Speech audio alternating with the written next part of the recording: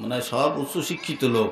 হ্যাঁ, সব আপনারা উচ্চ শিক্ষিত, খালি জিজ্ঞাই চার দিকাত নামাজ পড়তে 5টা সূরা লাগে সহি শুদ্ধভাবে। মাদ্রাসার হুজুর আর তলবেলেম বাদে একজন লোক একটু বলেন হুজুর 5টা সূরা আমি সহি শুদ্ধ মুখস্থ বলতে পারবো আপনাকে হুজুরকে সামনে,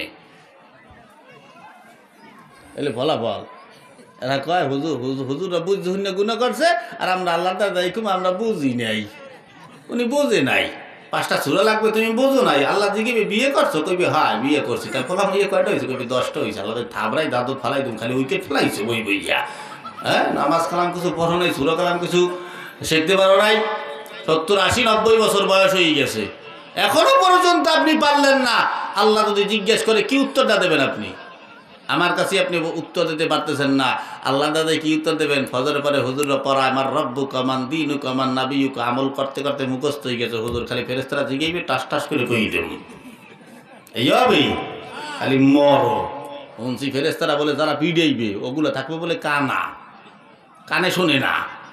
তা চোখে দেখলে একজনে কি কয় মুখ দিয়ে তার বোঝা যায় না, কানে না শোন। তা ওই পিড়াইতে আছে আর পাশের থেকে কই বেড়াটা ও মুখ লড়াইলে কি কয়। পাশের থেকে আর এক ফেরেশতা ঢাক দিয়ে কেউ মনে হয় আর হইতে আছে না, আরো জোরে জোরে দিতে কইতে আছে, আরো জোরে জোরে পিটিয়া পিড়েই ভাড়াই ফেলাবে, তাই সাবধান। তাহলে বলেন ইবলিস আমাদের শত্রু না বন্ধু? কথা হয় না রে। আল্লাহ পাক বনি আদমকে সৃষ্টি করার পরে আল্লাহ পাক সবাইরে ডাক দিয়ে বললেন উসজুদ, তোমরা সবাই সিজদা দাও। সবাই সিজদায় লুটা বলল ইল্লা ইবলিস, খালি ইবলিস সিজদা দিল না। আল্লাহ পাক জিজ্ঞেস করলেন কি ইবলিস কেন সিজদা দিলি না?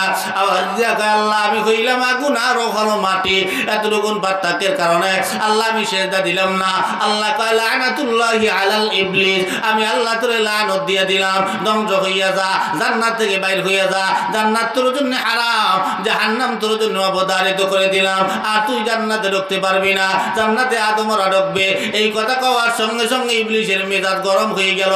মনে মনে কয় আল্লাহ এটা কি কয়, এক সামান্য মাটির বনি আদমের কারণে আল্লাহ আমারে জান্নাত থেকে বের করিয়ে দিল, এটা আল্লাহ ঠিক করে নাই। আল্লাহ ঠিক করে নাই, ও কইতেছে। এরপর ও মনে মনে টার্গেট করলেন আমিও যদি বাইসে থাকি মাটির একটা বনি আদমকেও আমি জান্নাতে যাইতে দিব না। এরপরে আল্লাহরে ডাক দিয়া কয় আল্লাহ গো, যেহেতু আমারে মরদুদ বানাইয়ে দিয়েছেন, যাওয়ার আগে আগে আমি আপনার কাছে কিছু চাবো, আপনি আল্লাহ কি দেবেন? আল্লাহ কয় কি চাবি? আমি আল্লাহ দেব। আল্লাহর দরবারে সর্বপ্রথম চায় আল্লাহ আমারে কিয়ামত পর্যন্ত হায়াত দাও। কিয়ামত পর্যন্ত হায়াত আল্লাহ দিয়ে দিলেন। হায়াত নেওয়ার পরে যুবকরা খেয়াল দিয়া হন, ইবলিস আমাকে কেমন শত্রু শোনো, তোমার সাথে এখন এই মুহূর্তে তোমার সাথে মরণ পর্যন্ত তোমার সাথে একটা ইবলিস থাকবে, শুধু তোমার ঈমানকে ধ্বংস করিয়ে তোমাকে জাহান্নামী বানাবার জন্য, আর কিছু না। তুমি যে ঘুরে ফিরে বেড়াইতে আসো ওই ইবলিসের কথায়, ওই ইবলিসের কথায় করতে আসো। এরপরে আওয়াজ দিয়ে কয় আল্লাহ আমি যে কিয়ামত পর্যন্ত হায়াত দিলাম, কেন নিলাম আপনি আল্লাহ কি জানেন? আপনাকে কি বিশ্বাস আল্লাহ কি জানে? পণ্ডিতে জিগাইতে আছে আল্লাহ জানে কিনা?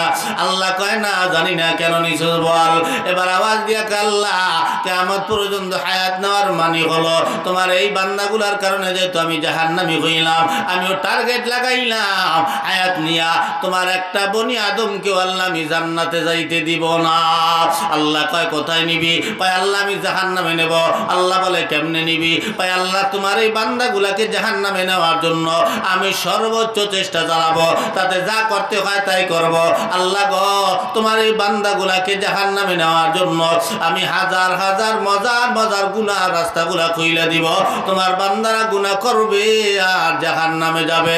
এজন্য দেখবেন দুনিয়ায় যত গুনার রাস্তা আছে সমস্ত গুনার রাস্তার ভিতরেই কিন্তু মজা আছে। কথা কয় না? কথা কয় না? সুদ খাইতে মজা, ঘুষ খাইতে মজা, বেপর্দায় চলতে মজা, খারাপ কাজ করতে মজা, চুরি করতে মজা, ডাকাতি করতে মজা, গীবত করতে মজা, শিকায়ত করতে মজা, লুচ্ছামি করতে মজা, লম্পুটি করতে মজা, পরের মাইয়ার লাগে প্রেম করতে মজা, নিজের বউর লাগে কথা কইতে ভালো লাগে না, পরের বউর লাগে কথা একবার শুরু হইলে আর বুঝি শেষ হয় না। ঠিক না? কন্যা পরের বউর কথা কর না, ওরে আল্লাহ রে ভাবিছে হ্যাঁ মোবাইলে টাকা ঢুকাইয়া জান পাখি লক্ষ্মী কলজা মুরগি টিয়া পাখি পুঁটি মাছ গুলশে মাছ যত মাছ আছে সব মাছের নাম কয়। ও মহিলা গেছে বেদিকে ইয়া কয় কি আর এই ডাক তো আমার স্বামীও আমারে দেয় না। মহিলাও গেছে পাগল হইয়া। এ করে কি পরের বউর এরকম এই নিজের বউরে যদি কেউ এরকম জান পাখি লক্ষ্মী কলজা প্রত্যেক দিন বলায় ওই বউ কি আরে ভালো না বাসতে পারে? হ্যাঁ, তা আল্লাহ কয় যে এই করে স্বামী স্ত্রীর ভিতরে মিল মহব্বতটা বেশি থাকবে ওই করে আমি আল্লাহর রহমত বরকত এবং কামাই রোজগারে আমি আল্লাহ বরকত তত বেশি বাড়ায়া দেব। তা তুই পরের বউরই ভালোবাসিয়া নিজের বউ ঘরে আইয়া নিজের বউর লাগে শটাং শটাং ব্যবহার করে কুত্তর মতো মেজাজ দেখায়, কি কথা কর না ঠিক না? এরকম কিন্তু স্বামী আছে না? আপনার এলাকায় আছে? বউকে ইচ্ছেরম ধৈর্য পিডিয়ায় ঘরের মধ্যে দরজা আটকে পিডিয়ায় আর কয় কি আব্বা কইলো সারমোনাইজ গো।